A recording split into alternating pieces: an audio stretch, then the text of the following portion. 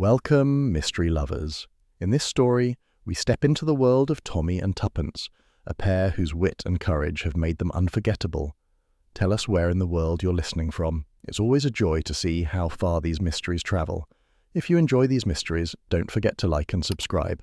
Your support helps keep new cases coming. Now then, shall we begin? The morning began with the soft clatter of envelopes on linoleum and the faint hiss of a kettle that had decided, in its own good time, to boil. Tommy Beresford, sleeves rolled up, an expression of heroic endurance on his face, was sorting through the post as if tackling an enemy position.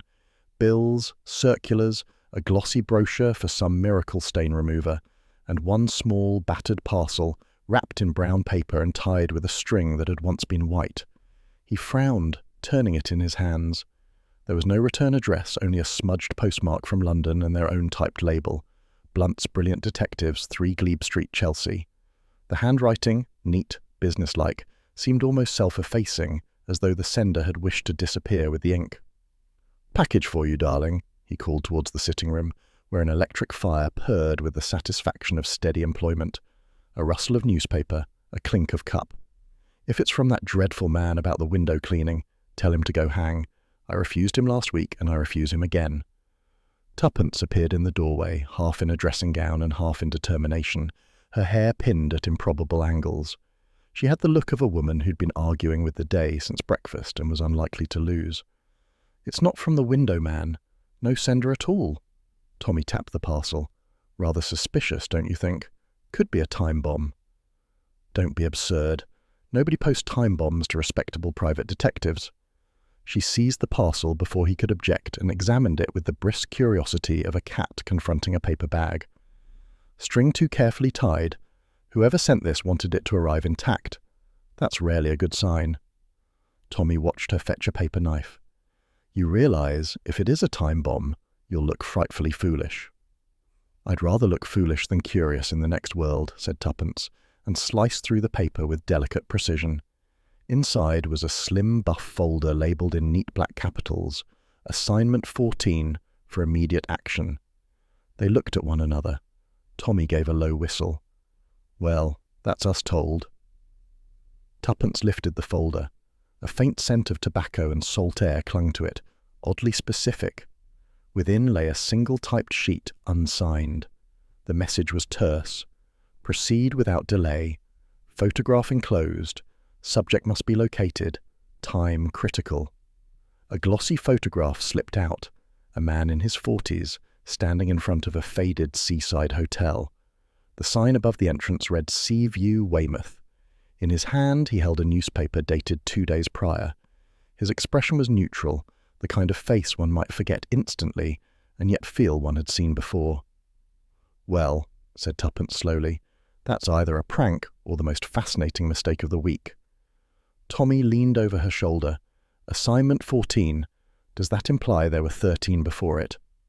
"Possibly all lost," she murmured, already riffling the folder. Beneath the photograph was a single railway ticket, Weymouth return, also dated 2 days earlier. "Our mysterious sender seems to have misplaced their sense of chronology." She sat back, eyes bright. "I do love a mystery that arrives gift-wrapped." Tommy poured himself more coffee. "You'll forgive me if I prefer them announced politely by a client with a checkbook." "Pah, you've gone soft. Where's the spirit of adventure, the thrill of the unknown?" She set the folder on the breakfast table as if laying down a gauntlet. "Mark my words, Tommy, this was meant for us."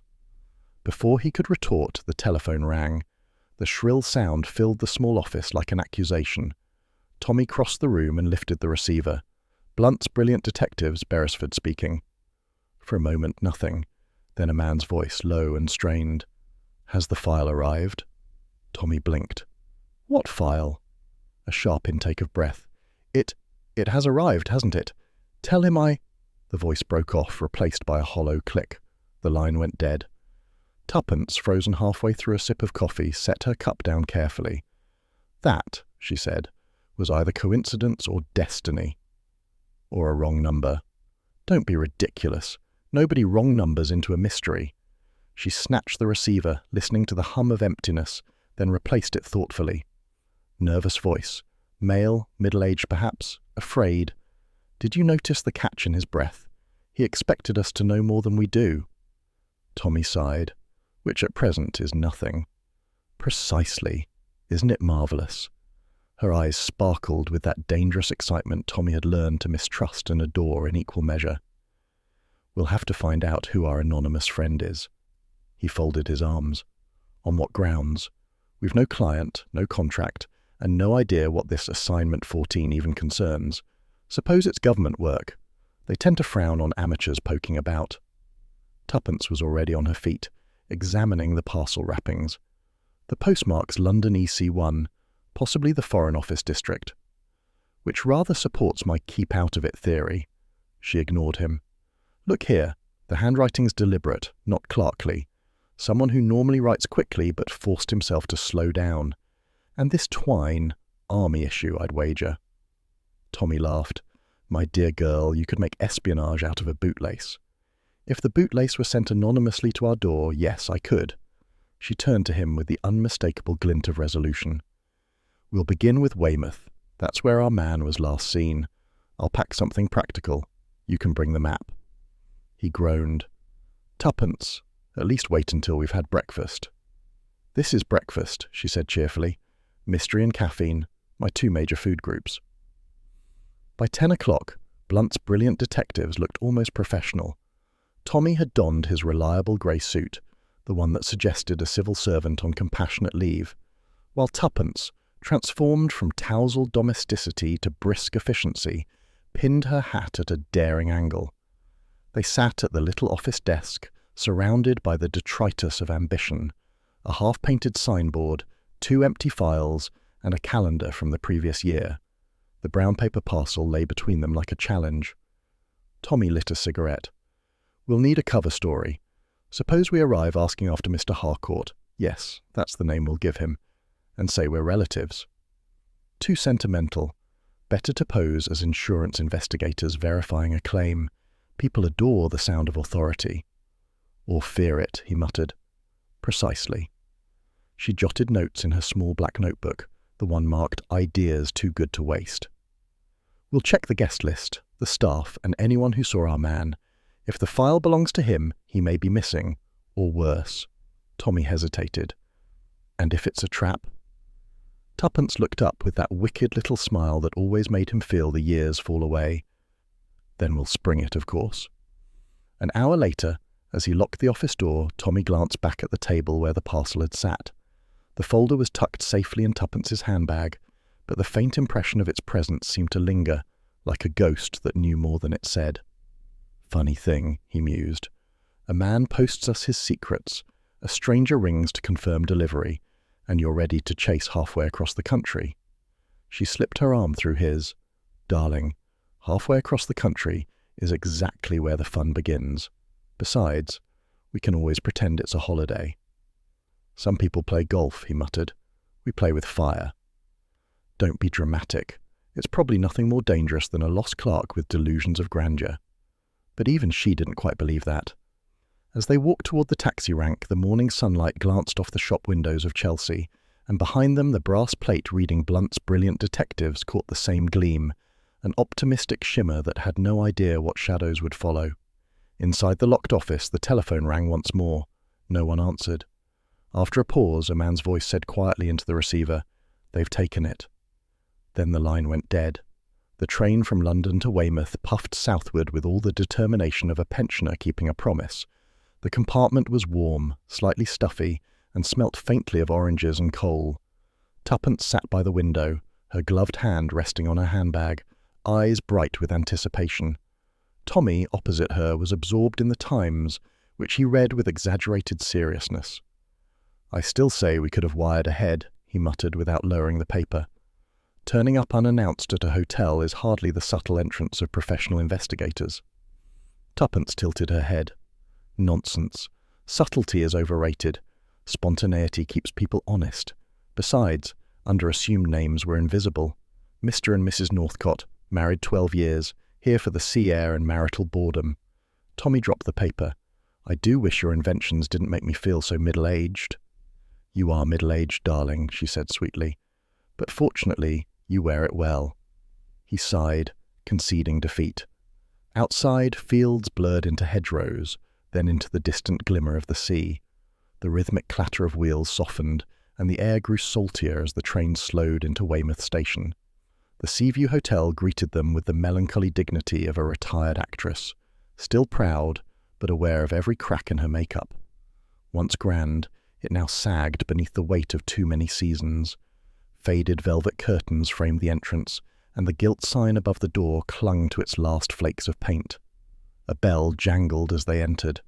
The lobby smelled faintly of lavender polish and damp wallpaper.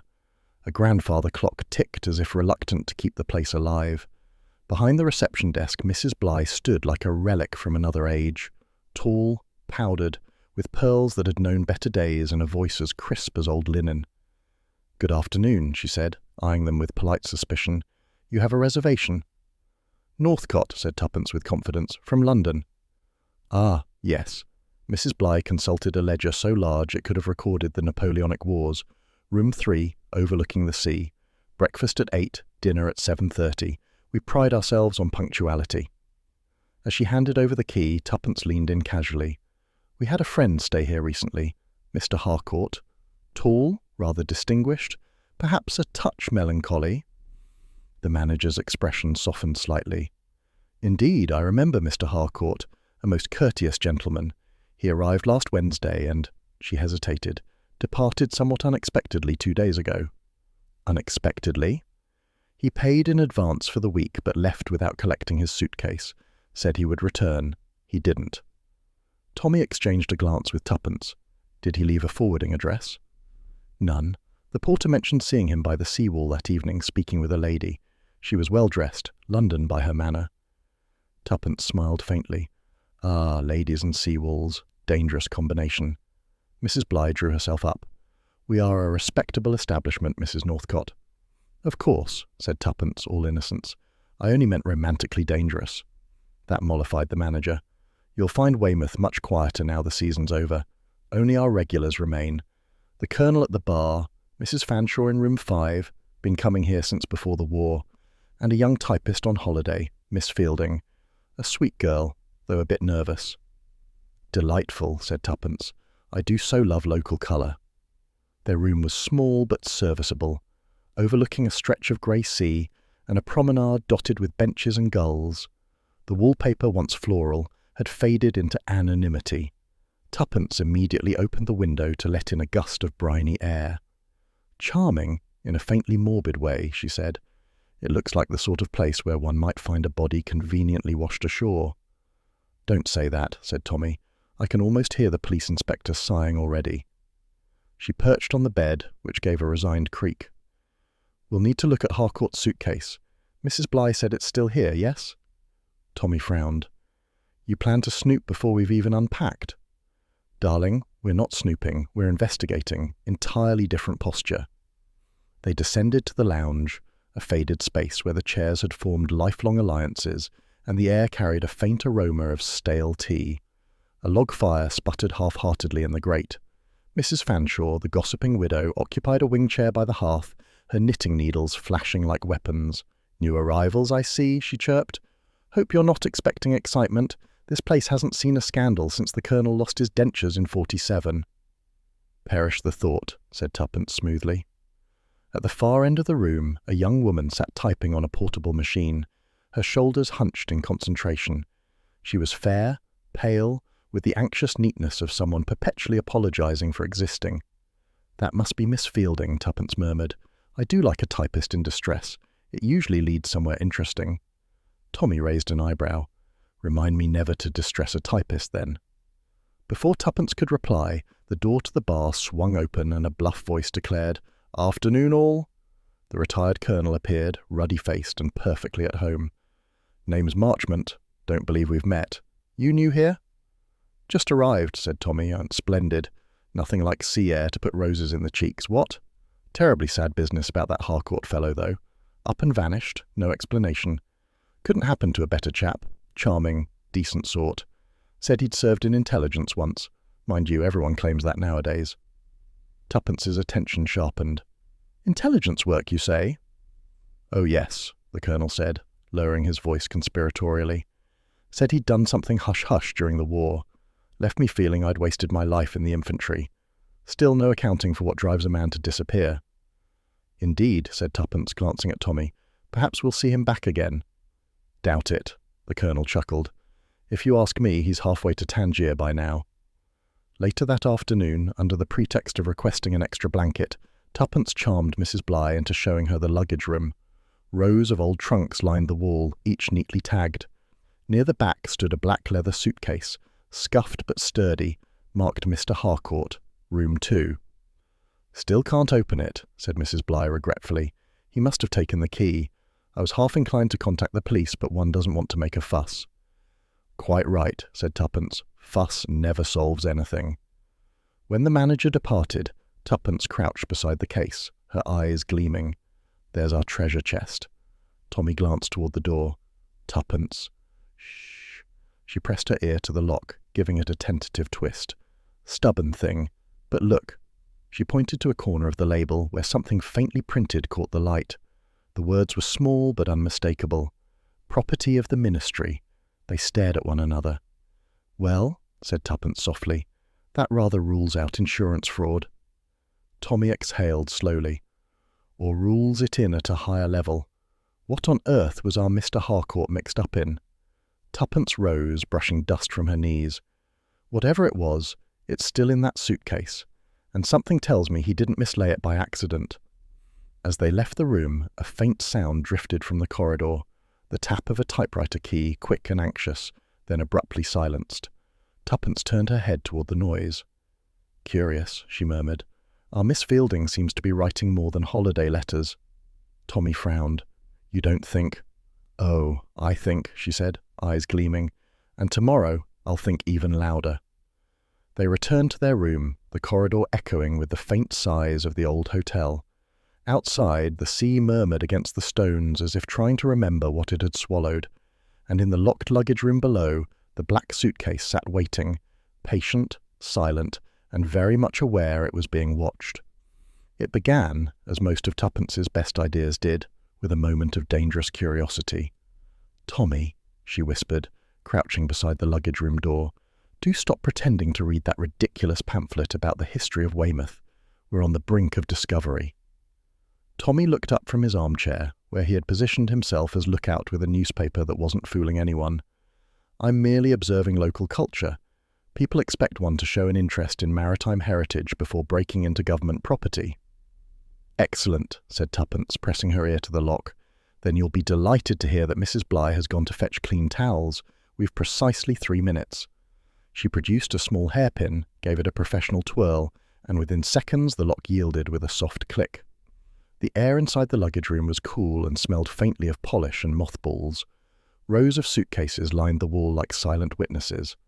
Tuppence moved straight to the back, where the black leather case sat waiting, its tag reading Mr. Harcourt, room 2. She knelt before it as reverently as a worshipper at an altar. Tommy groaned.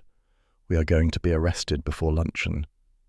Darling, she murmured, no one ever advanced civilization without a touch of trespass. She examined the lock, then took out her compact mirror to catch the light.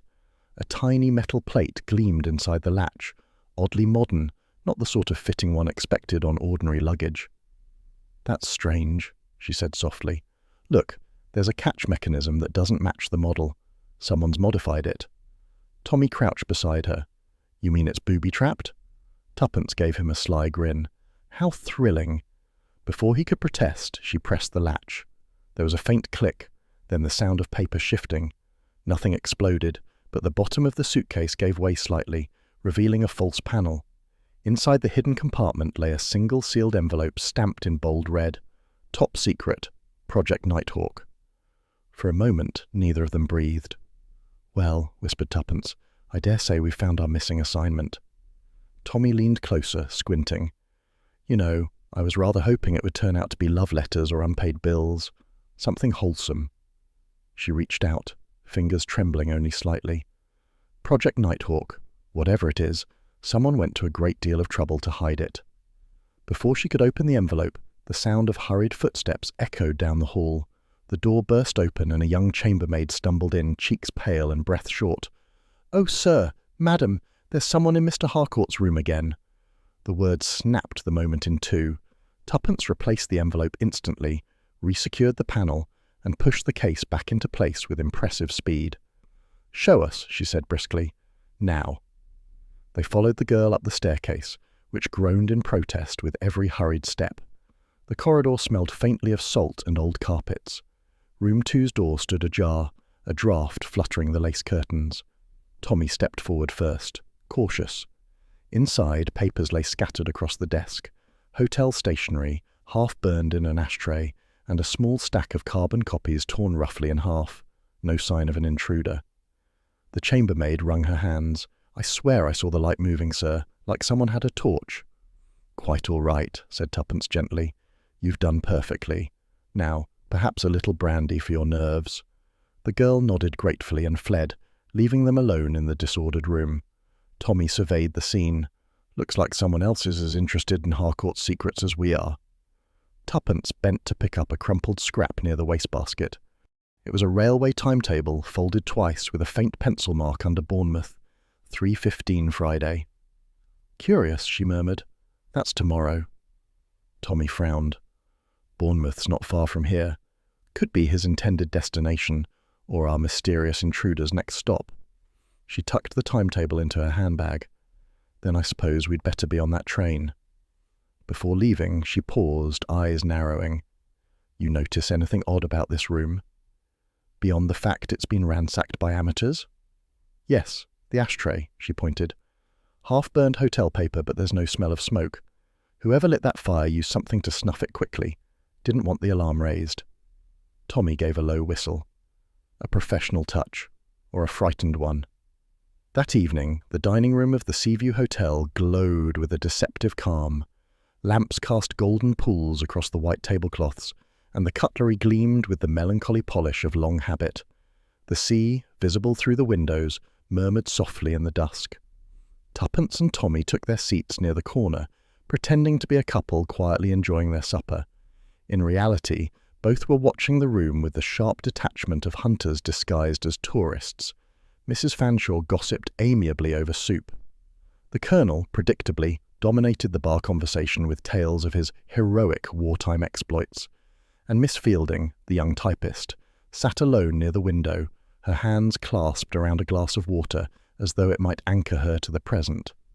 Tuppence noticed her glance toward them twice, then quickly away. "She knows something," she murmured. Tommy nodded slightly. "She's been avoiding the Colonel too. Poor girl looks like she's seen a ghost." After dessert, as they lingered over coffee, Miss Fielding rose hesitantly and approached their table. Up close her nervousness was even more evident.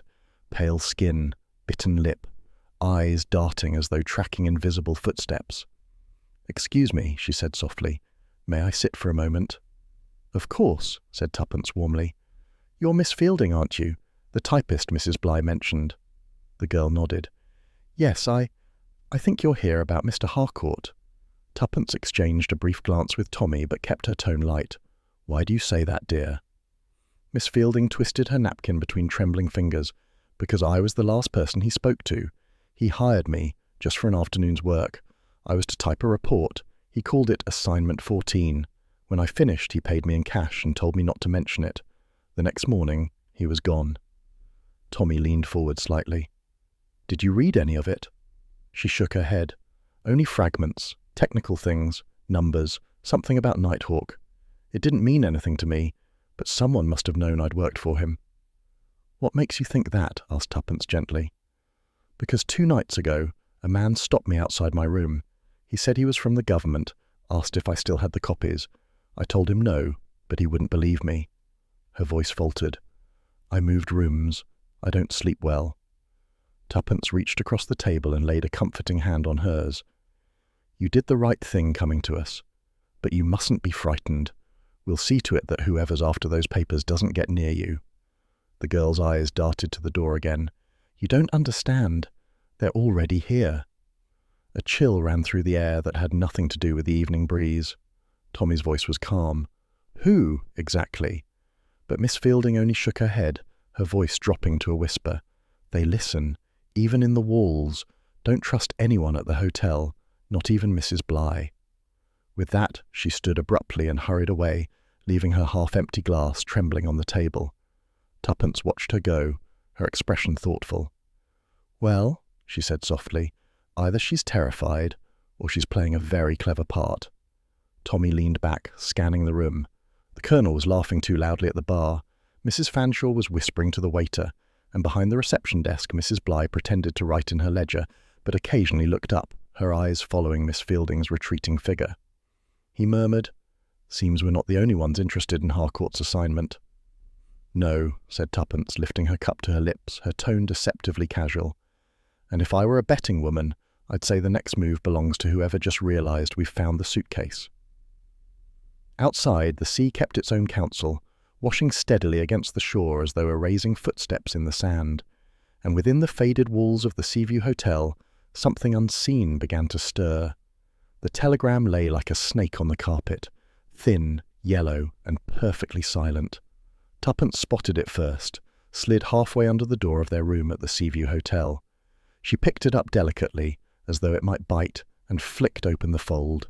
Her lips moved as she read aloud, "Leave well alone, for your own sake." There was a tiny pause, then she smiled, a slow, delighted curve that never meant good news for anyone else. "Well, that settles it." Tommy was removing his tie, hoping vaguely for an uneventful evening. "Settles what, exactly?" "That we're on to something," he sighed. "My dear girl, we might also be under something if we don't watch it. Namely, 6 feet of respectable English soil. Don't be gloomy, darling." She held the telegram to the lamplight, studying the faint impression of the typewriter keys. "It's sent from the Weymouth post office, not London. Our enemy is local, and considerate enough to pay for overnight delivery." Tommy leaned on the doorframe. "Do you ever stop to think that when people tell us to leave well alone, they might have a point?" "Never. It's always the sort of people who have secrets to protect." She pinned the telegram neatly to the inside of her notebook with a hairpin. "We'll keep this as a souvenir. If anyone sends another, I'll ask for a matched set." Morning arrived bright and brittle, sunlight glinting off the sea like broken glass. The Seaview's dining room smelled of toast, eggs, and furniture polish. Tuppence was cheerfully buttering a roll when the Colonel appeared, moustache gleaming, cane in hand, and his stride full of wounded dignity. "Good morning, Mrs. Northcott," he boomed, settling beside Tommy before anyone could object. "Confoundedly fine day for it, what? Sea's calm as a mirror." "Lovely," said Tuppence, who disliked mirrors at breakfast. The Colonel lowered his voice, glancing around the nearly empty room. "Between you and me, I had a most unpleasant night. Dreams, beastly things, old memories one would rather not stir." Tommy made a polite noise of sympathy. "Thing is," the Colonel went on, "you were asking about that Harcourt fellow. Rum sort, that one.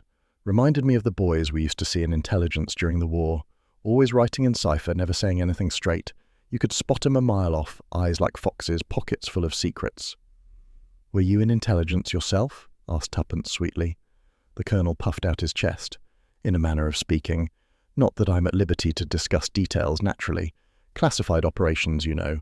But between you and me, Mrs. Northcott," his eyes twinkled, "Nighthawk was buried for a reason." That name hung between them like a dropped coin. Tuppence set down her knife. "You've heard of it?"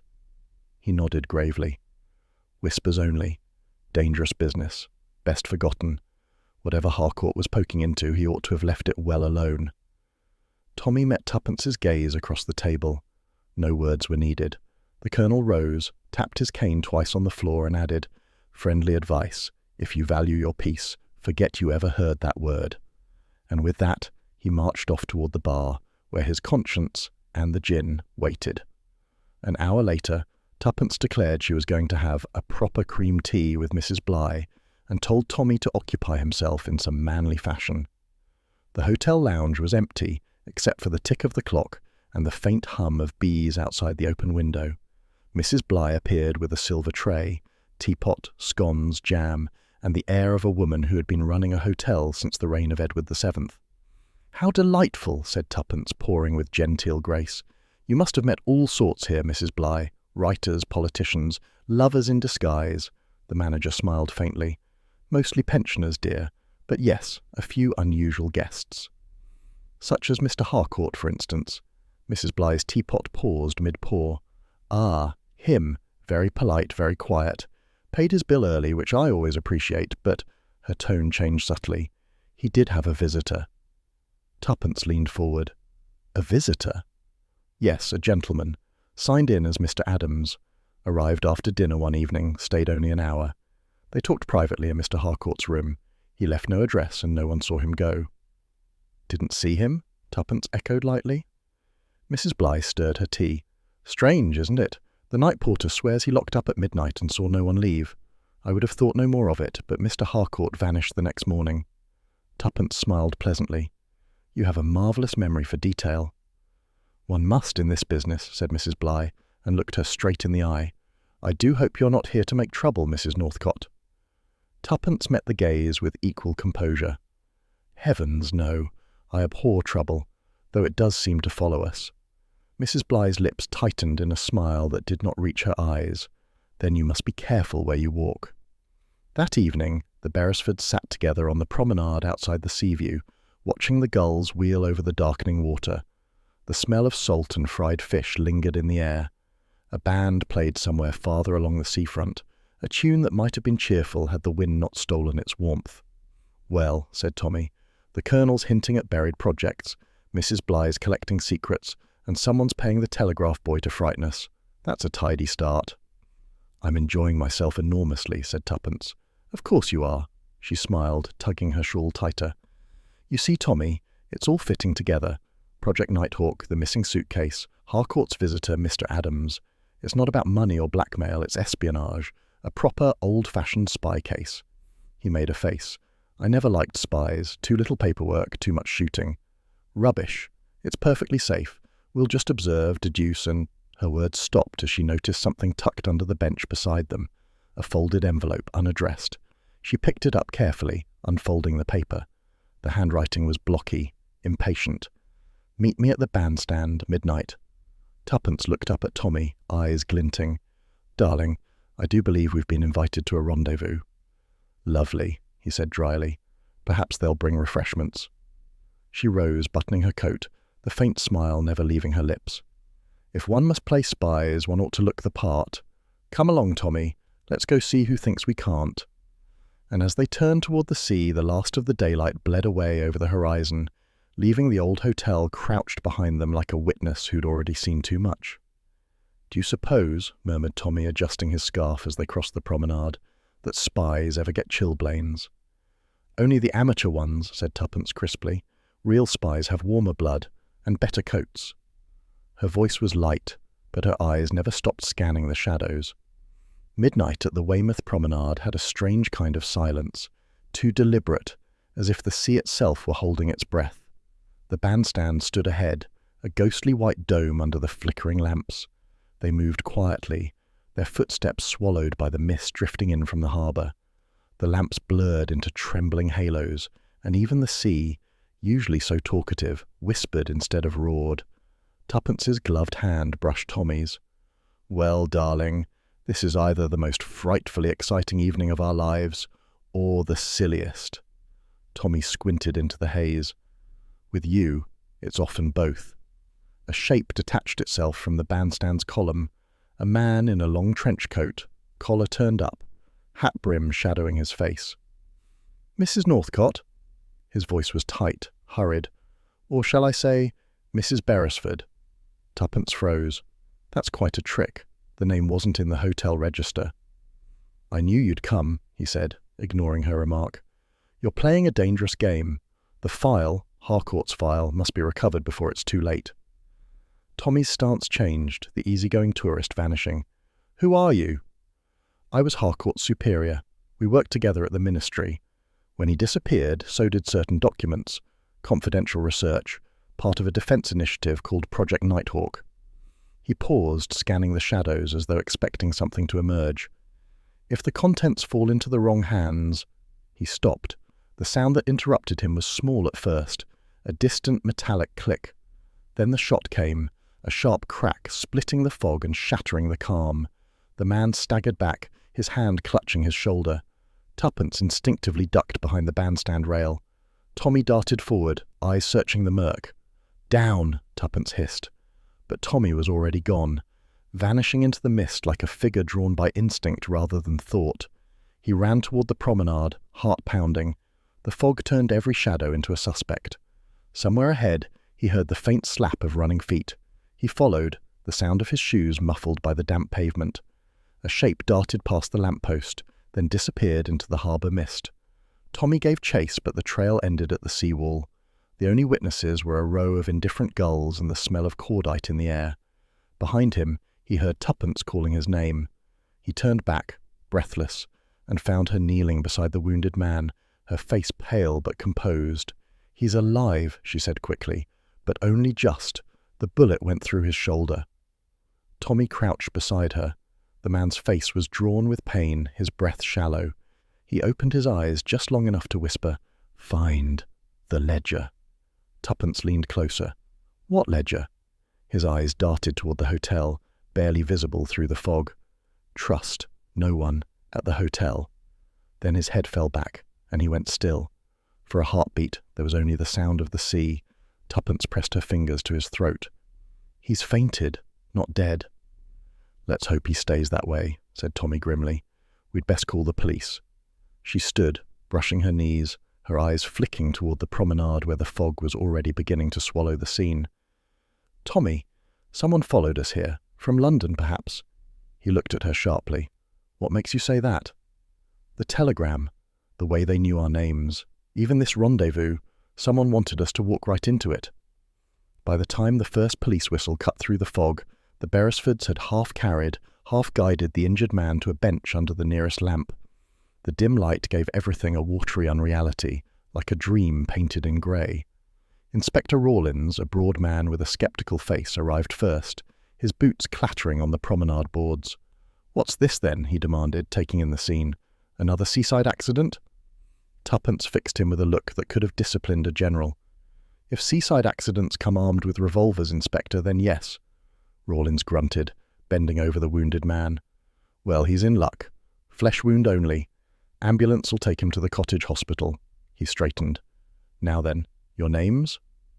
Tommy produced their credentials, the Northcote pseudonyms sliding easily off his tongue. But the inspector's expression darkened when he heard the story, the telegram, the meeting, the mysterious shot in the fog. "So, this Harcourt chap you mentioned, gone missing, eh?"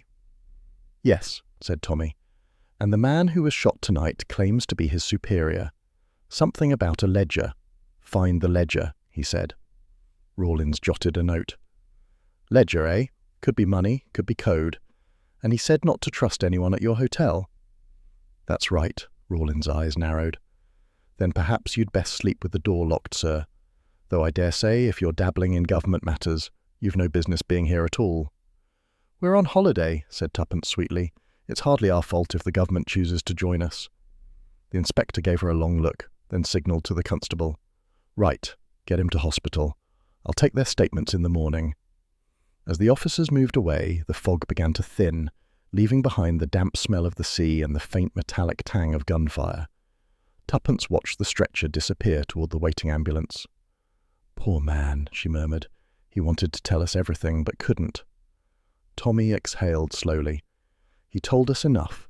The ledger, Nighthawk, and a nest of double agents hiding in a seaside hotel. That should keep us busy." She gave a small, humourless laugh. "I wanted adventure, but I'd hoped for something with fewer bullets." "Spies never play fair," said Tommy. "It ruins their uniforms." They walked back to the Seaview Hotel in silence. The streets were empty, save for the occasional cat slipping between railings. The lights in the hotel lobby burned low, casting the polished floor into a sheen of amber. As they entered, the night porter looked up from his desk. His expression was bland, too bland. "Evening, sir. Everything all right?" "Perfectly," said Tommy with equal blandness. "Lovely night for a stroll." "Indeed, sir." The porter's gaze lingered for a fraction too long on the faint smear of blood on Tommy's cuff. Upstairs, once the door to their room was locked, Tuppence exhaled sharply and sank into a chair. "He knew our names, Tommy. Both of them. That's what frightens me." Tommy lit a cigarette, his movements controlled. If he was really from the ministry, that's hardly surprising. But the telegram, leave well alone, that was before we'd spoken to him. Someone else knew too, someone inside the hotel. He nodded. Then tomorrow we start looking at the guest list again, with new eyes. Tuppence smiled faintly. I do like how you say we after I get us nearly killed. You'd be lost without me. Never, she said softly, merely lonely. For a long moment, neither spoke. The wind outside rattled the window latch, and somewhere downstairs a clock struck 1. Tommy stubbed out his cigarette. All right, darling, we'll sleep in shifts. You take first watch. Tuppence raised an eyebrow. Really, Tommy, do stop playing the gallant. I'm wide awake. She crossed to the window, peering through the thin curtains at the misty street below. A figure stood across the road, just beyond the reach of the lamp's glow, a silhouette motionless against the fog. She couldn't see the face, only the faint red spark as a cigarette flared, then died. They've gone too far, a voice murmured, faint but distinct. And by the time she turned to call Tommy, the street was empty again. The first knock came just before dawn, soft, urgent, and wrong for that hour. Tommy was already half awake, staring at the ceiling and replaying the events of the night in his mind. The fog, the gunshot, the man's whisper. When the knock came again, sharper this time, Tuppence was already up, pulling on her robe. She opened the door a cautious inch. Miss Fielding stood there, pale as unbleached linen, her eyes red-rimmed and wild. Her dressing gown was thrown on over day clothes, as if she'd never undressed at all. "Please," she gasped, "I need to speak with you. Now." Tuppence exchanged a look with Tommy. "Come in," she said briskly. The girl crossed the threshold and stopped, wringing her hands. Her voice trembled. "I've done something dreadful, and I don't know who to trust." "Well," said Tommy not unkindly, "you've started well by knocking on the door of 2 complete strangers." Tuppence shot him a warning glance, then turned back to the girl. "Sit down, dear. Tell us what's happened." Miss Fielding sank into the nearest chair. "You were right about Mr. Harcourt. He wasn't what he seemed. He worked for the government, some branch of intelligence. He'd been investigating traitors, people selling information to foreign agents. He dictated the whole thing to me one afternoon. Names, meetings, payment routes. It was all in a report he called the Ledger." Tuppence listened, still and intent. "And this ledger, it went missing when he did?" "Yes," said Miss Fielding, clutching her hands together. "He gave me the carbon copy for safekeeping. I hid it in my suitcase, but yesterday morning I discovered someone had been in my room. The lining was torn, the paper's gone. I think they know I typed it." Tommy leaned forward. "Who's they?" "I don't know," she whispered, "but someone here, someone in the hotel. He warned me about them, you see. He said one of the names in that ledger belonged to a guest." The silence stretched. From outside, the gulls had begun their morning quarrel. The faint crash of waves sounded almost like breathing. Tuppence poured a little brandy into a glass and pressed it into Miss Fielding's hands. "Drink that, slowly. You're shivering." Miss Fielding obeyed, her fingers trembling around the glass. "I shouldn't have come to you," she said miserably. "But after last night, the shooting, I thought perhaps you'd understand." Tommy's voice softened. "You were the one at the bandstand, weren't you? The one we saw watching from the promenade." She hesitated. "Yes, I wanted to warn you, but I lost my nerve." Her voice cracked, and for a moment all her fear seemed utterly genuine. But Tuppence was watching more closely than she appeared. The girl's story had seams showing through the panic. She was frightened, yes, but fear could be faked. And each time she said ledger, her tone changed slightly, as if rehearsed. "Where is Harcourt's report now?" asked Tuppence gently. Miss Fielding's eyes filled with tears. "Gone. I swear it. I don't know who took it." Tuppence nodded, all sympathy. "Then we'll have to find it for you." At that, the girl looked startled. Too startled. "You'd do that?" "Of course," said Tuppence.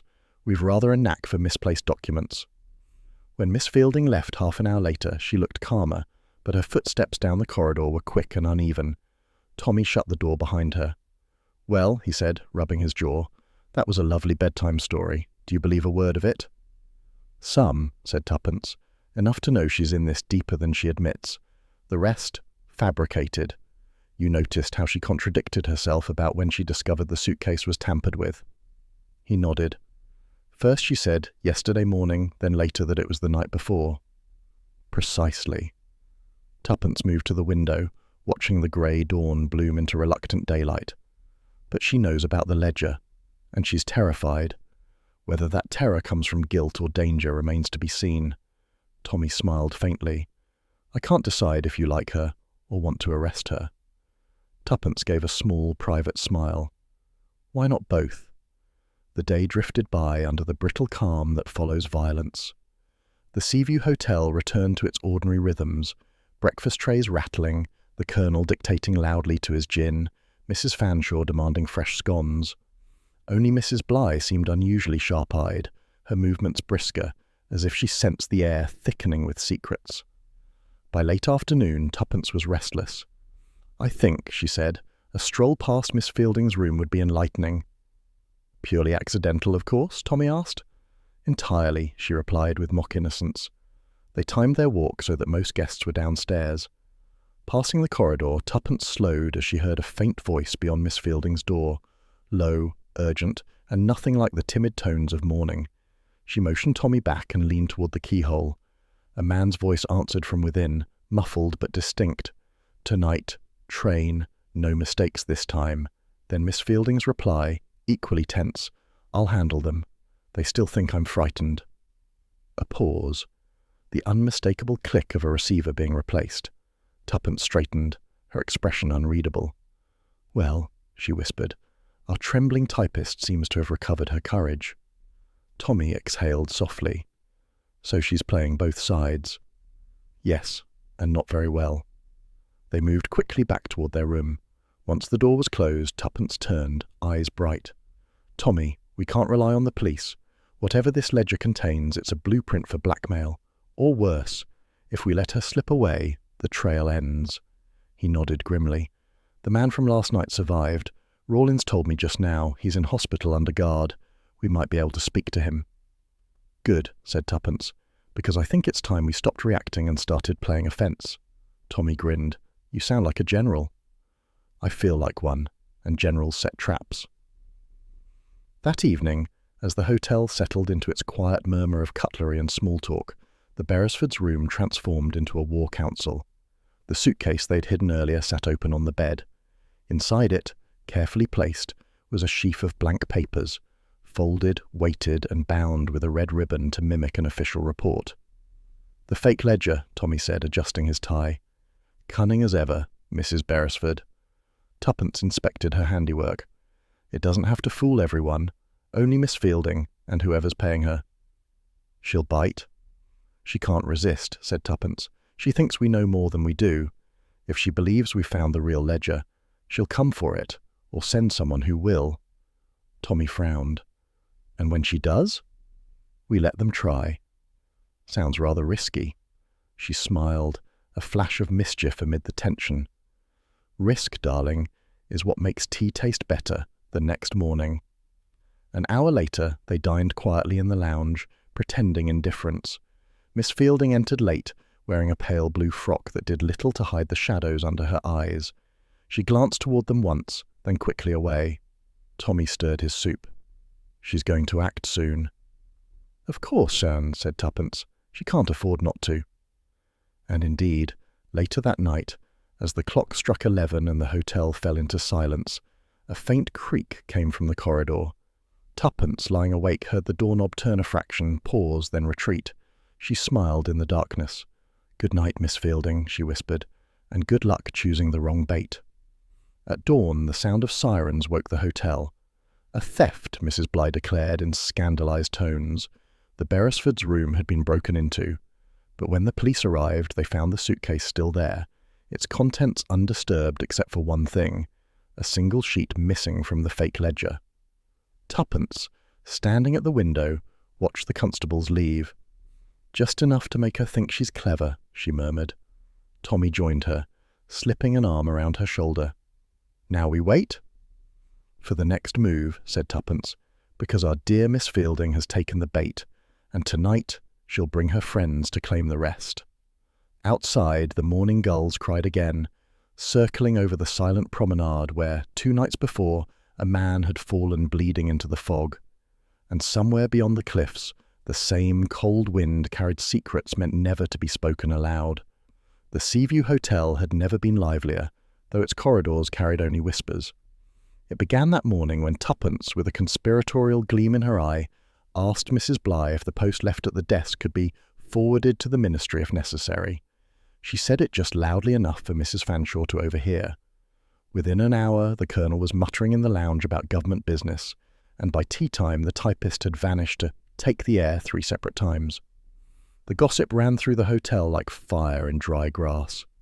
By evening, every guest knew, or believed they knew, that the London detectives, those charming Mr. and Mrs. Northcote, had found something extraordinary.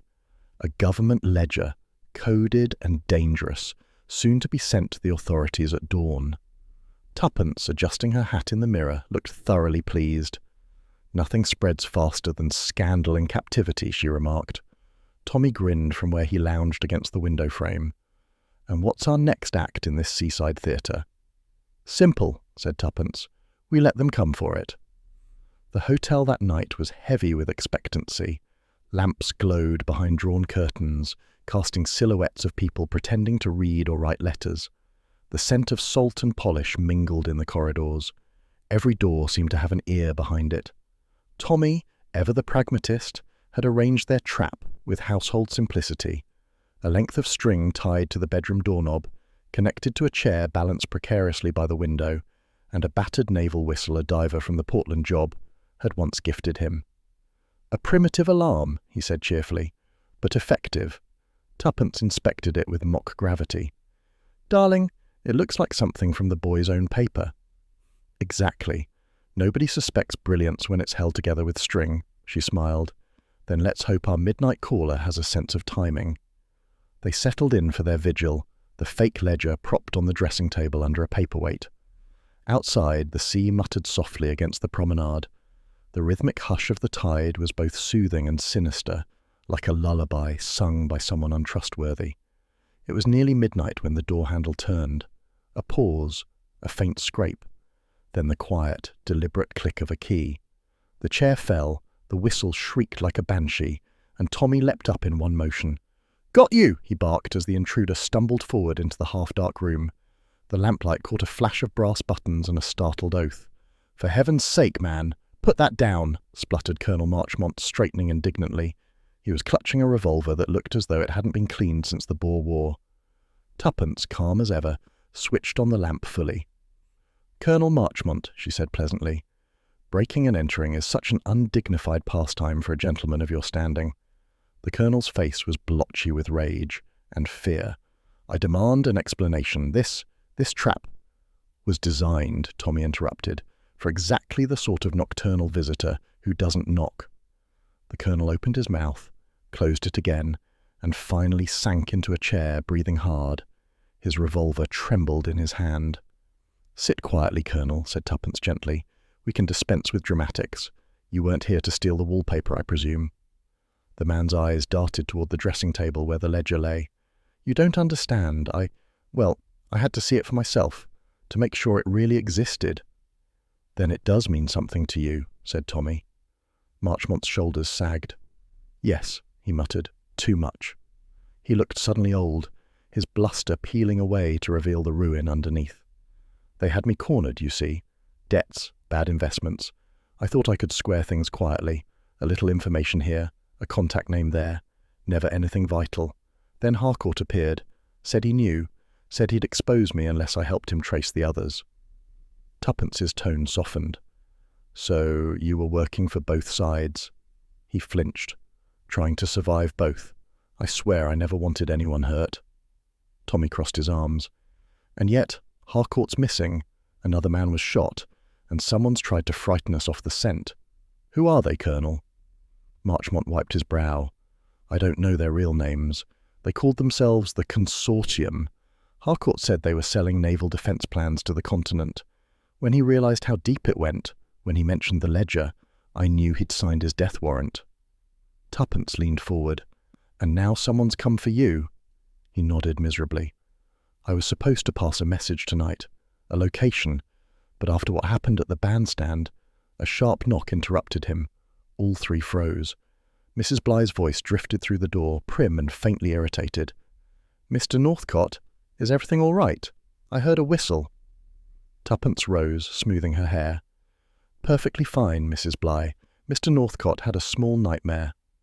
"Oh, I see. Well, do try to keep your nightmares quieter, dear." Her footsteps receded down the corridor. Tuppence shut the door gently and turned back.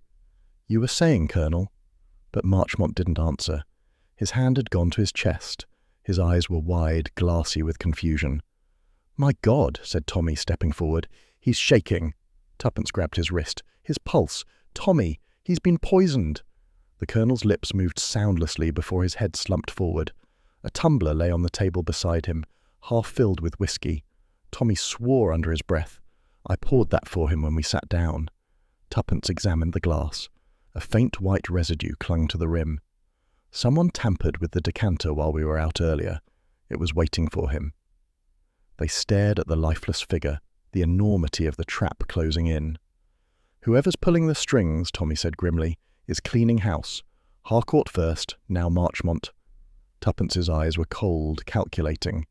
"And Miss Fielding next, if she's not already one of them." She crossed to the window, peering through the narrow gap in the curtains. The hotel garden was a dark quilt of shadows, the sea beyond a pale shimmer. "They'll come again before dawn. They can't risk us taking the ledger to London." Tommy looked at her, startled. "You're not suggesting—" "I am," she said quietly. "We'll keep up the act. Let them believe we still have the real ledger. If they want it badly enough, they'll reveal themselves."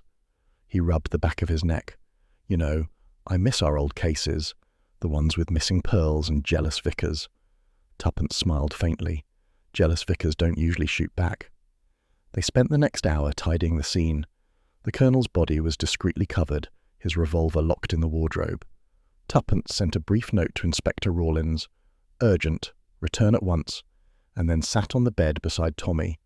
The clock ticked toward 2. The sea, relentless and rhythmic, filled the silence between them.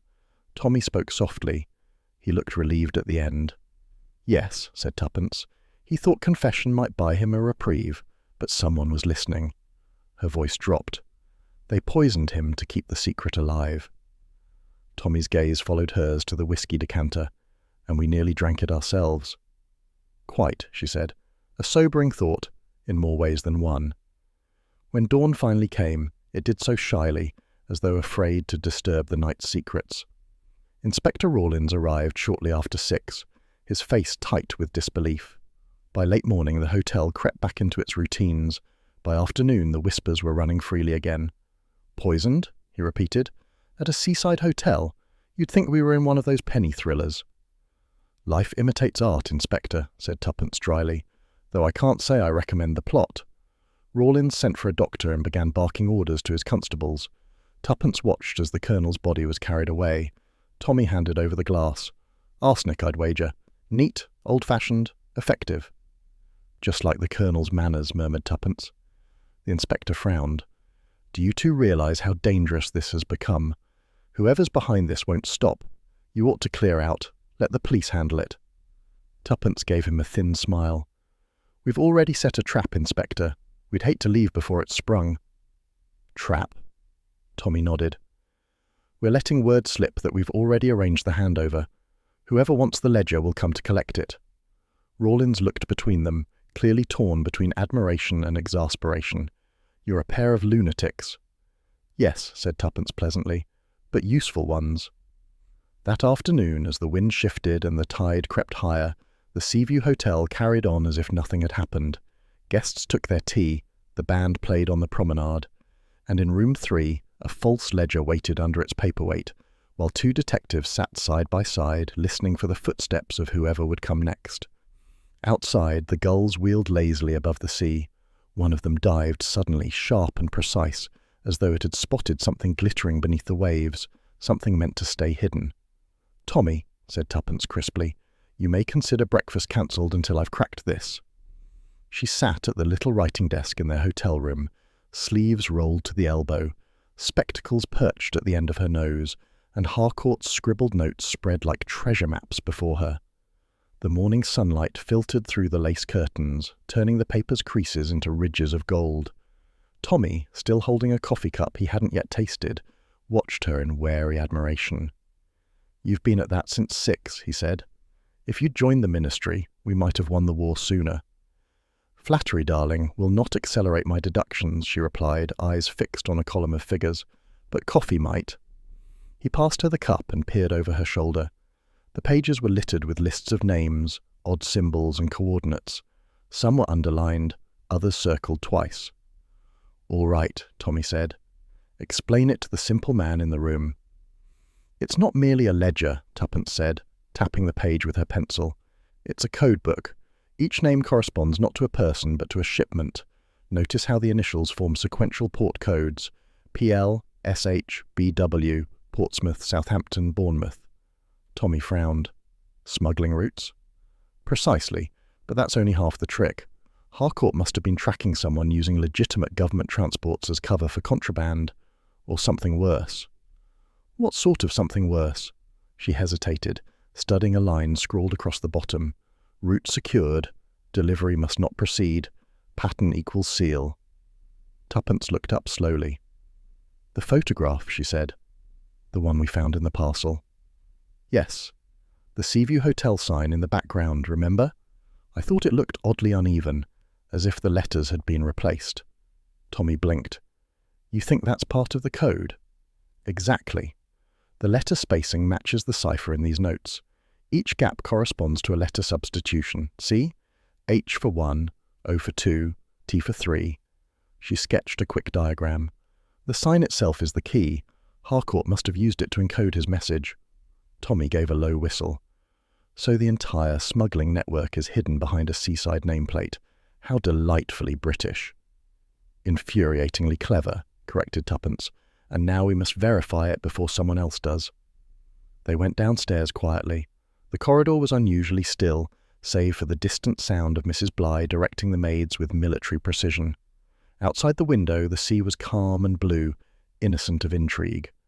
Tuppence led the way to the sitting lounge, where the photograph had last been placed in her case.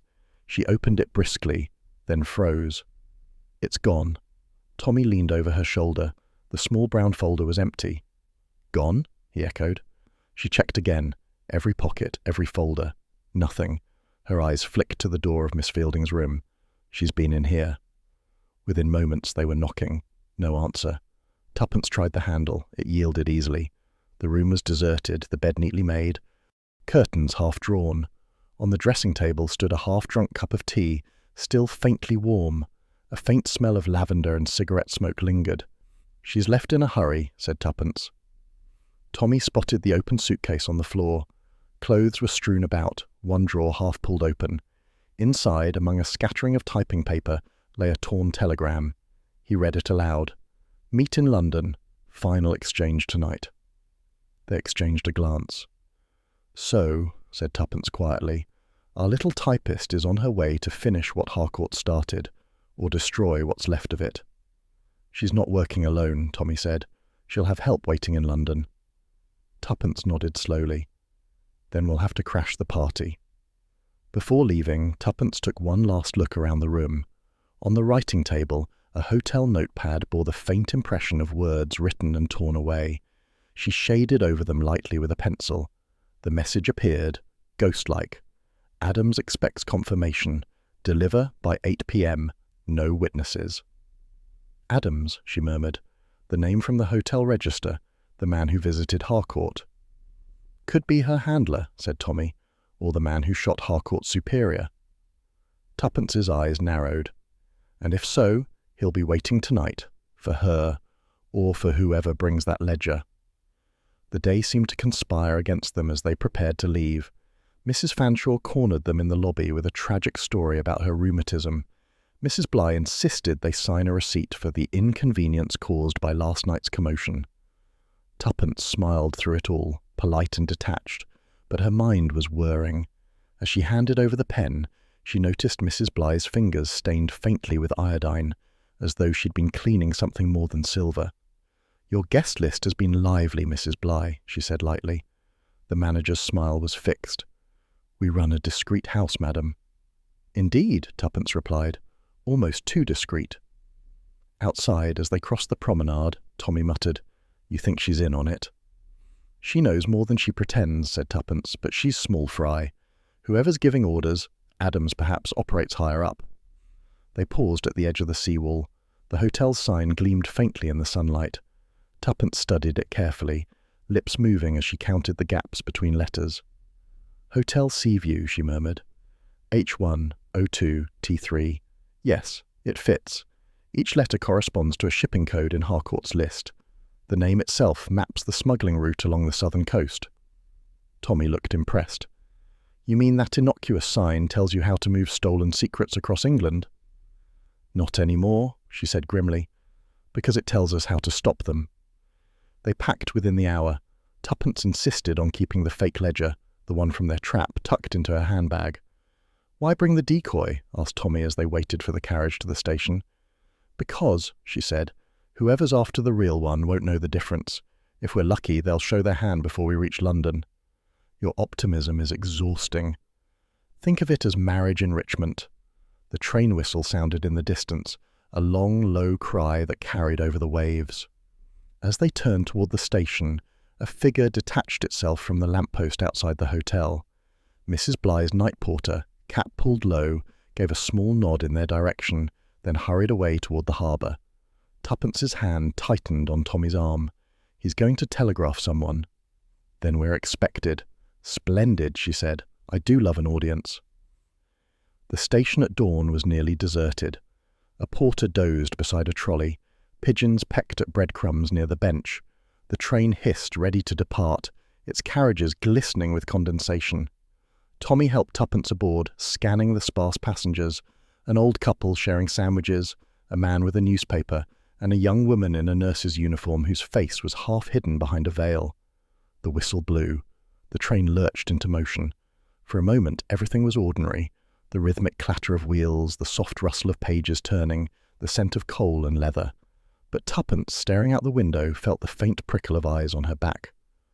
"Tommy," she whispered. "I know," he murmured, not looking up from his paper. "Third carriage down. Someone boarded last minute, didn't take a seat." Tuppence smiled faintly. "Good. I was beginning to fear they'd lost interest." The countryside began to roll past, fields bathed in thin morning light. Ahead lay London, crowded, shadowed, waiting.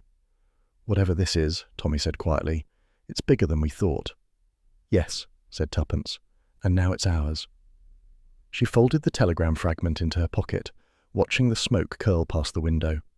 "Final exchange tonight," she repeated softly. "Let's make sure it's the last one." As the train gathered speed, neither noticed the man at the far end of the carriage slip a small envelope from his pocket, a photograph of the Seaview Hotel, creased at the edges, and smile thinly before folding it away. "Next stop, London Waterloo," said Tommy cheerfully, though his tone suggested he'd rather be anywhere else. Tuppence gave him a look over the rim of her newspaper. "Your enthusiasm is touching, darling, but perhaps we might not announce our destination to the entire carriage." "Merely practicing for when we're famous," he murmured, stretching his legs. The 8:10 express hummed steadily through the morning, a long silver thread weaving its way through the pale fields of Dorset and Hampshire. Inside, the carriage was warm, filled with that peculiar early-hour blend of yawns, rustling papers, and half-drunk tea. Tuppence surveyed the compartment discreetly. A dozing clergyman in a soft hat sat opposite, his umbrella clutched protectively against his knee. A man in a pinstriped suit and ink-stained fingers read the Daily Chronicle, murmuring headlines under his breath. A lady with a fox-fur collar dabbed her lips with a napkin, eyeing everyone with languid suspicion. And then, 2 seats down, as if the universe had a dark sense of humour, Miss Iris Fielding. The typist was dressed soberly in grey, her face hidden behind a small veil, pretending to be engrossed in a detective novel. She hadn't looked their way once, which of course meant she was perfectly aware of them. "Well," murmured Tuppence under her breath, "either the British rail timetable is blessedly democratic, or our Miss Fielding didn't sleep in London after all." Tommy's eyes flicked toward her reflection in the window. "She hasn't noticed us." "Noticed?" Tuppence smiled faintly. "She's been calculating our luggage weight and escape potential since we boarded." He sighed. "I miss the days when a suspicious character was at least courteous enough to look shifty." "Shh," Tuppence whispered. "We'll watch first, then act." The train swayed gently through a tunnel. Lamps flickered, and the clergyman stirred, fumbling for his dropped umbrella. "Poor man," said Tuppence softly. "I always distrust umbrellas in mysteries. They so rarely belong to innocent people." Tommy grinned. "You think he's our villain?" "No," she said, "just that he might be unfortunate enough to sit near one." The whistle shrieked as they thundered across a viaduct, the sound echoing like a warning. Tuppence caught Miss Fielding glancing briefly toward the corridor, her gloved hand tightening around the small attaché case on her lap. "There it is," murmured Tuppence. "Harcourt's missing briefcase." Half an hour passed. The rhythmic beat of the train became hypnotic. A steward passed through, offering tea. Passengers murmured their thanks, shuffled papers, dozed. Then, just as they rounded a curve near Basingstoke, the lights flickered once, twice, and went out. For a few seconds there was only darkness and the steady, unstoppable clatter of the wheels. Someone gasped. A cup broke. A man's voice muttered a curse. When the lamps flared back to life, the compartment was chaos. The clergyman had slumped sideways in his seat, his hat tumbling to the floor. His umbrella rolled away across the aisle. The fox-fur lady screamed. Tommy was already on his feet, steadying the woman while Tuppence leaned over the fallen man. She felt his wrist, her face tightening. "He's dead," she said quietly. The other passengers froze. "Good Lord," murmured the newspaper man. "Heart failure?" Tuppence's eyes moved swiftly, noting the angle of the man's arm, the stillness of his fingers, the faint trace of something white on his collar. "Possibly, but I wouldn't bet on it." The newspaper man blinked. Are you a doctor?" "Something of a diagnostician," she said crisply. "And while I'm diagnosing, I can tell you his briefcase is missing." They all turned toward the luggage rack. Where there had been 2 cases, one brown, one black, there was now only one. Panic spread like spilled ink. Someone ran for the guard. Voices rose in overlapping explanations. The clergyman's body was moved to the end of the carriage, covered with a coat. Tommy and Tuppence exchanged a look that needed no words. "She's gone," he said quietly. "Rear coach," Tuppence replied, already slipping toward the door. "You stay here. Stall the police. I'll fetch our typist." "Tuppence." She gave him a quick smile. "I've been longing to try my hand at a train chase." The corridor between carriages rocked with the rhythm of the tracks. Tuppence moved swiftly, her reflection flashing in the windows as fields blurred by outside. The smell of coal and oil hung thick in the air. Ahead, Miss Fielding was moving too. Quick, deliberate steps, her head low, the attaché case clutched close. "Miss Fielding!" Tuppence called sharply. The woman stopped, turned, and for the first time her composure cracked. "Mrs. Beresford," she said quietly, "I suggest you return to your seat." Tuppence advanced. "And I suggest you hand over the case before more vicars die inconveniently." Miss Fielding's grip tightened. He wasn't meant to die. He was supposed to hand it off at Woking. "So he wasn't a clergyman at all," said Tuppence, "another courier." A faint, bitter smile. "And now you've upset everything." "Glad to be of service," said Tuppence. "What's in the case? The ledger?" "Not any more," Miss Fielding said, "but the code fragments are worth more than you can imagine." She took a step back toward the swaying door between carriages. "You don't understand. I'm not your enemy. I'm not anyone's agent, not really. I just chose the winning side." "Which side is that?" Tuppence asked. "The one that pays." There was no time to react. Miss Fielding swung the attaché case hard, catching Tuppence's shoulder. It burst open on impact, papers flying like startled birds, scattering down the corridor. Symbols, ciphers, names, all the ghosts of Harcourt's mission swirling into the air. Tuppence lunged, catching Miss Fielding's wrist. The 2 women struggled, the train pitching beneath them, the wind roaring through the open door. "Give it up!" Tuppence shouted. Miss Fielding's face was pale but fierce. "You think you're saving England, Mrs. Beresford, but England sold itself long ago." "Then you'll forgive me for buying it back." With a sudden wrench, Tuppence pulled her free hand and slammed the door shut behind them. The latch caught Miss Fielding's coat sleeve, pinning her for a moment. Outside, the whistle screamed, a station ahead. The train began to slow. Miss Fielding tore free, sending another flurry of papers out into the rushing air. "You'll never find me again." Possibly not, said Tuppence, but I'll make certain the police do. As the train screeched to a halt near Surbiton, the typist seized her chance. She threw open the door, leapt down to the gravel, and vanished into the crowd of early commuters spilling across the platform. Tuppence staggered back against the wall, catching her breath as Tommy appeared at the other end of the corridor, face pale. "What the devil happened?" he demanded. "She's gone," Tuppence said, "and so's the case." He looked at the torn scraps still fluttering along the aisle. "And the dead man?" "Not a priest," she said, "a courier, for whichever service Harcourt worked for." Tommy exhaled. "Then we've stumbled into a full-fledged spy ring." Tuppence brushed dust from her sleeve. "Darling, we didn't stumble. We boarded willingly." By the time the guard reached them, the story was already chaos. Passengers swore they'd seen nothing, or everything. The Foxfur lady claimed a shadow had reached out like death itself. The newspaper man insisted the killer was still on board. Tuppence and Tommy gave their statements with polite efficiency, omitting certain truths. The guard, flustered, muttered about delays and Scotland Yard and awful business, awful. When at last they were allowed to sit, the train idled outside Surbiton, the platform still crowded. Tuppence gazed through the window, watching the commuters disappear into the mist beyond. "She's clever. She'll have a head start." Tommy nodded grimly. "And we're running out of allies. The police think we're witnesses, the spies think we're rivals." Tuppence smiled faintly. "Which makes us precisely where I like to be, unpredictable."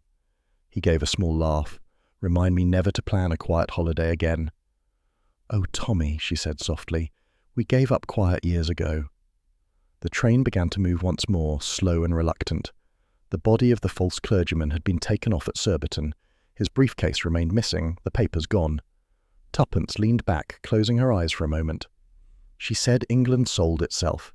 That means she's not just after money. She's part of something larger, something coordinated." Tommy looked out the window. "Then we'll find who's buying." The field slid past, green and gold under the rising sun. Ahead, London waited. Wide streets, crowded stations, and a web of secrets woven through its fog and rooftops. Tuppence opened her eyes. "Harcourt's mission began there," she said, "and that's where it will end." Tommy reached over, taking her hand. "Together?" She smiled. "Always." As the train roared toward the city, a folded scrap of paper lay unnoticed beneath their seat, one of the scattered cipher pages. Written across it in Harcourt's own hand were 3 words: Adams, exchange, midnight. The riddle was not finished. It had only just changed carriages. London had a way of swallowing sunlight. Even at mid-afternoon, the city seemed to exist in a kind of perpetual twilight. Soot-grey skies, restless traffic, the echo of hurried footsteps on wet pavements. To anyone else, it might have felt invigorating. To Tuppence Beresford, it felt like the city was holding its breath. The black cab turned down Piccadilly, splashing through a puddle that reflected half the world. Tommy sat beside her, expression grim, hat tilted low. They'd spoken little since the train. "Well," he said finally, "it's nice to be home." Tuppence gave a short laugh. "If by home you mean our charming office filled with unpaid bills and other people's secrets, then yes. Delightful." "Exactly," he said. "Normality. Just what we need after one dead clergyman, one vanishing spy, and a ledger that refuses to stay lost." The cab pulled up before the modest brass plate that still read Blunt's Brilliant Detectives, a name chosen years ago when enthusiasm had outpaced experience. The staircase smelled of polish and last week's toast from the cafe downstairs. Inside, the office looked almost exactly as they'd left it. The dusty blinds half lowered, a stack of unfiled letters leaning perilously against the typewriter, and a faint chill that suggested the radiator had given up the will to live sometime around Easter. Tuppence set down her handbag, crossed to the desk, and stopped. A large brown envelope lay in the centre, addressed simply to Mr. and Mrs. T. Beresford, London W1. No stamp, no sender. Tommy frowned. Delivered by hand? Apparently, and not by the postman, unless he's taken to working undercover. Tuppence slid a letter opener through the flap. A faint, papery sigh escaped as she drew out the contents. At first glance, it was a stack of typed pages, columns of initials, locations, and dates. The very sight of them made her stomach twist. "The ledger," she breathed. Tommy leaned over her shoulder. "The real one this time? I'd stake your best hat on it." There was also a smaller envelope inside, marked in block capitals, "Open last." Tuppence obliged. A single sheet of paper slipped out, bearing only 3 words in neat mechanical type. "Finish the assignment." The silence that followed was heavy. Tommy sank into a chair. "So we've been doing someone else's homework all along?" "Not just someone," said Tuppence, turning the pages. "Look at the names. Some of these are foreign attachés, some government clerks, and here." She stopped, tapping a line halfway down the second sheet. "Adams, Seaview Hotel, Weymouth." Tommy whistled softly. The same alias from the hotel register. "So he's not dead after all," Tuppence said. "He was there before Harcourt vanished. He may have been Harcourt. Or his replacement." Tuppence looked up. "Which means the dead man on the train was the wrong courier entirely." She sighed. "We've been led like children on a scavenger hunt, each clue nudging us closer to finishing what Harcourt started, without ever knowing who's been holding the string." By 5 o'clock, the office smelled of cold tea and old tobacco. Tommy had called Scotland Yard.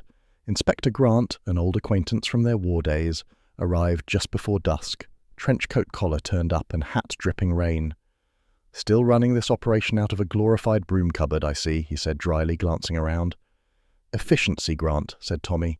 "Smaller rooms, fewer places for suspects to hide." Grant grunted, lighting a cigarette. "You mentioned a ledger. Let's see it." Tuppence handed it over. The inspector studied the columns, his brow furrowing. "Good Lord. Half these names are known associates of a man we've been tailing for months. Codename Adams. Thought he'd gone to ground abroad." "He didn't," said Tuppence. "He went to Weymouth and checked into the Seaview Hotel." Grant nodded slowly. "Then this fits. We intercepted chatter about a final exchange tonight. Thameside Warehouse off Rotherhithe, 11 p.m. Tommy raised an eyebrow. "You sound remarkably certain." "We've been listening," said Grant. "Seems Harcourt was part of a counterintelligence unit. He went dark 3 weeks ago. We assumed him dead. If he's alive—" "Then he's playing a dangerous game," said Tuppence quietly. Grant exhaled smoke through his nose. "We'll move in tonight. I want you two nowhere near it." "Oh, splendid," said Tuppence. "A chance to disobey orders again." Tommy coughed into his hand. "What she means, Grant, is that we'd be more useful inside. After all, we're the only ones the enemy already trusts enough to manipulate."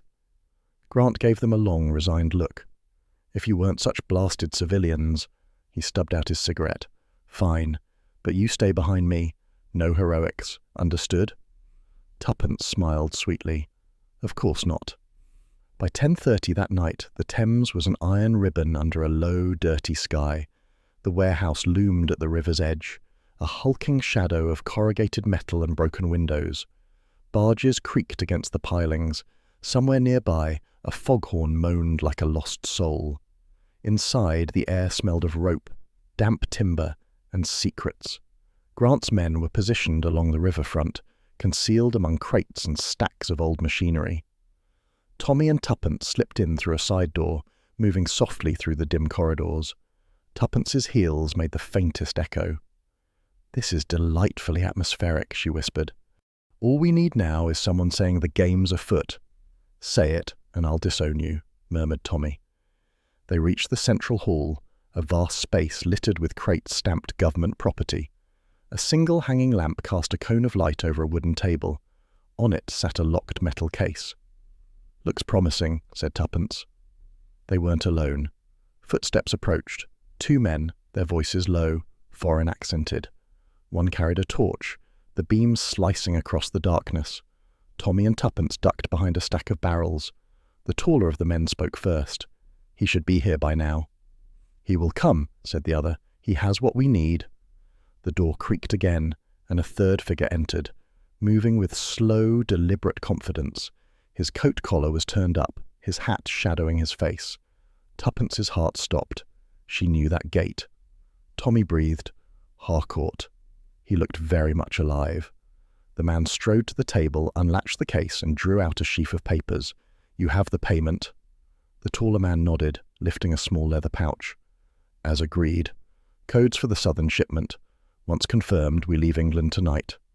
Harcourt laid the papers flat, his voice calm. The ledger was compromised, but the work continues. This, he tapped the document, is the final cipher.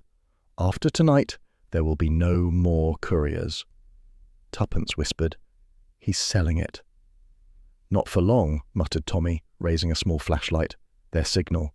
In an instant the darkness erupted with sound. Whistles, boots, shouts. "Scotland Yard!" roared Grant from the doorway. "Hands where I can see them!" Chaos followed.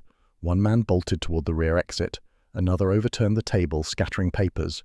Grant's men swarmed in, wresting the smugglers to the ground. Amid the confusion, Harcourt slipped into the shadows. Tuppence saw him first, the glint of his glasses catching the lamplight. She broke from cover, ignoring Tommy's shout. "Harcourt, stop!" He turned, expression half amusement, half regret. "You shouldn't have come, Mrs. Beresford." Tommy reached them at the wharf door. "End it, Harcourt. Don't make us choose for you." Harcourt's hand hovered, then tightened.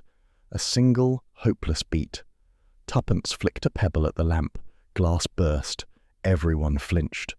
Tommy lunged. The revolver skittered. Tuppence kicked it into the Thames. Harcourt staggered on the slick stones, grabbed air and slipped.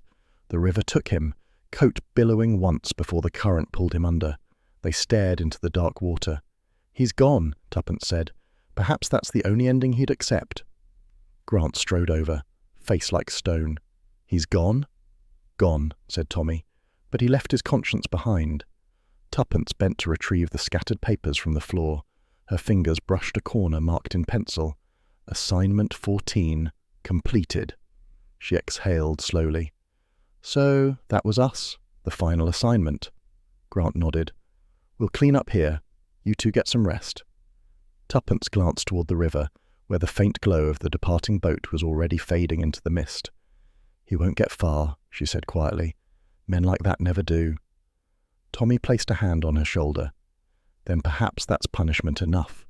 Later, as dawn seeped pale and uncertain over the Thames, they stood outside the warehouse watching the water lap against the stones. "Do you suppose," said Tuppence softly, "that he really believed he was saving England?" Tommy considered. Maybe. Or maybe he simply couldn't tell the difference anymore. The city around them was waking, milk vans rumbling, a whistle blowing somewhere in the distance. The fog thinned, revealing the spire of St. Paul's like a ghost rising from the smoke. Tuppence slipped her arm through his. "We've finished the assignment," she said, "whatever that means." Tommy smiled faintly. "It means breakfast, I hope." Always the romantic. They turned toward the street, their shadows stretching long across the cobblestones. Behind them, the river flowed on, patient, inscrutable, carrying with it all the secrets London chose to forget.